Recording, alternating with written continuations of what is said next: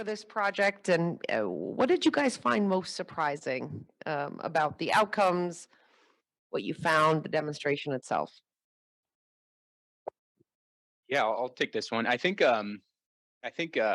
we were pleasantly surprised by how quickly it came together, and how integrated software and intelligently designed storage can facilitate a high amount of charging sessions per day on a low power capacity interconnect from the grid. Um, we had simulated that significantly uh, ahead of time, so we kind of knew what to expect going into the test pilot. But seeing it all come together in real time, proving that the simulations worked with real physics was highly encouraging, as it again presents a scalable model for how we can add EV fast charging to service territories all over America without these challenging problems of straining the grid. Donnie, what about you from the lab deployment perspective? I'll just echo the installation. It lives up to the goal of rapid deployment, I would say. Within it, by the time it showed up, between when it was delivered and when it was set up, was just 1 week, and that included a lot of extra things like instrumentation for our demo.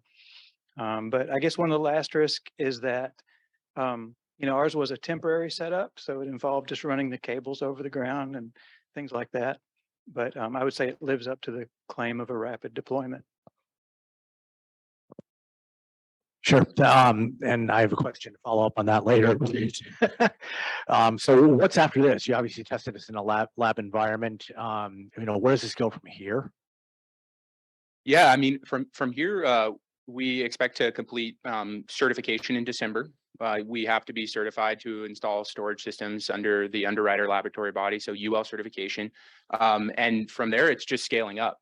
So, our ask to the folks, the really, great folks in the room from utilities all over America is come talk with us. We want to, help add new load growth to your service territories in a affordable fashion. And we're looking for commercial partnerships and opportunities to demonstrate this technology with your excellent teams all over America. Awesome. So you kind of answered our third question, so you jumped ahead. Going back to the other question about, you mentioned this was a portable setup. Do you see this as another business model where you can leverage the portability of this to see where to best implement these chargers? Yeah, that's an excellent question. We've actually had utilities come talk to our team about setting up essentially, a truck with a bunch of batteries on the back of it that can go to local substations and provide supplemental power.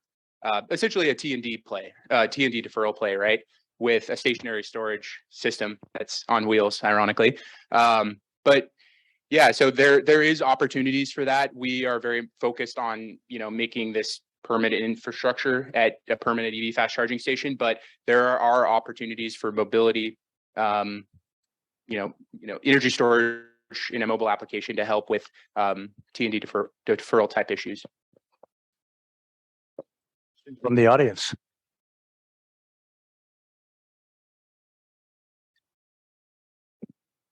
So interesting. So how many kilowatt fast charging? What is it? 150, 350?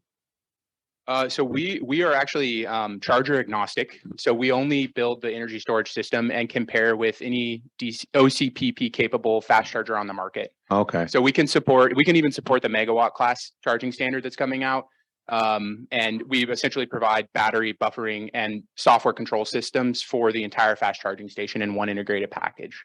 So what is your business model? Are you selling this piece of equipment, this battery one time? Is it charging as a service? What is it? Yeah, so there's a lot of CapEx in the market right now.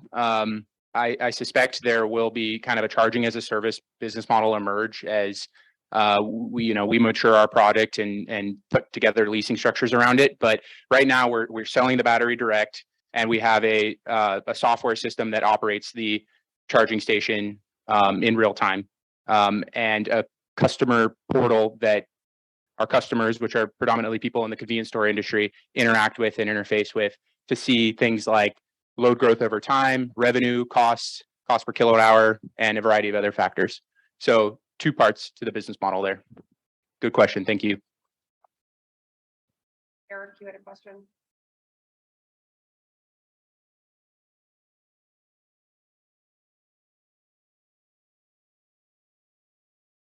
Can you talk a little bit more about the kind of avoided utility upgrade angle of it? Is it a single phase, what voltage, et cetera? Great question. So we are 483 phase coupled. We have an inverter inside our battery system. We can obviously pair that with 208 3-phase systems via transformer on site. In the future, we might roadmap to a 240 system as well. But essentially it's 208 and 480 deferral type application. So the benefit of that can vary. We see from our conversations with utilities, again, pulling from the very, very smart people in this room, that there's a large increment of pain kind of getting above 300 kW of installed load, where there's a large inflection point. That's actually a great spot where a storage system can make a ton of sense. So right now in America, there's convenience stores looking to install 600 kW of load in locations from the NEVI funding program. Has everybody heard of that? Obviously, yeah. So that's going to be basically the standard that emerges in the industry. And getting all the way up to the 600 kW is pretty timely. It's pretty costly. It could take, up to 28 to 48 months, depending on the location, or it could take, 3 months, 50K and a storage system. It's a good fit to solve that specific problem.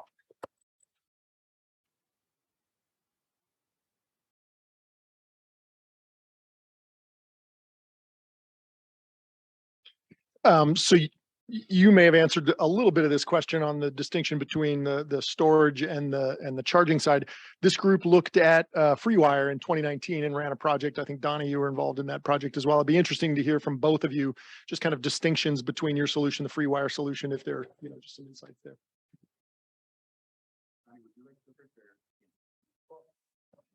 I'll just differentiate technically, I guess. So Electric Era's doesn't have a built-in charger, whereas I'm sorry, Electric Era's separates the battery storage from the charger.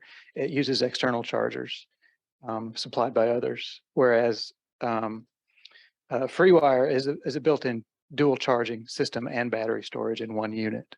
So that's the technical difference as far as business model and things. Can't speak to that. Yeah, it's a great question. So as Donnie said, it's a charger with a battery in it, whereas we are a battery assisted solution for the entire charging station. So we find that there's economies of scale benefits that we can tap into to keep total station cost of implementation lower by basically having one battery for multiple chargers. And we can also tap into a commodity marketplace that allows us to use basically any best charger in the world to pair with our battery system. That actually is really nice for customers. They like that diversification. They like that, optionality. And again, it keeps the total station economics, much lower as a result. It also provides like a little bit of, flexibility on station control that allows us to increase the performance. So we strategically decided to decouple the battery out of the charger and have it in parallel to all the chargers at the station to achieve all these advantages. So it's a large architectural difference that allows us to have some derivative technology and cost benefits.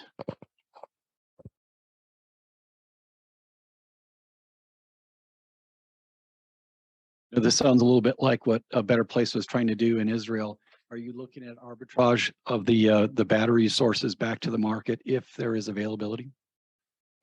Yeah, it's an excellent question.